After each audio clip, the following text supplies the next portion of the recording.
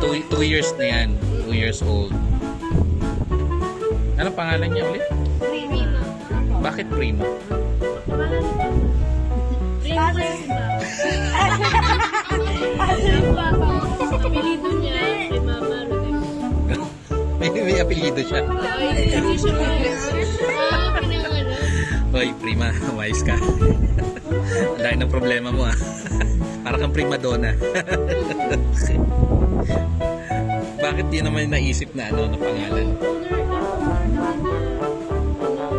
Naisip niya yung prima kasi humingi kasi yung bata nito, which means proof talaga namin nabuntis yung mama niya, Talaga.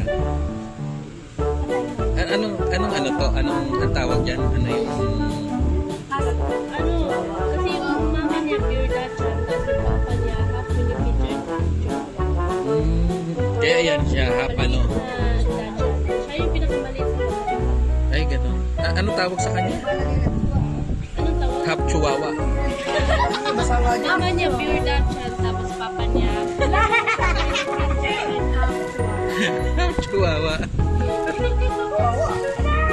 Di ko mabanggit ko ano ibig sabihin ng isa eh. Half kawawa. Ito yung half chihuahua. Ito siya, half chihuahua. Ito yung half kawawa.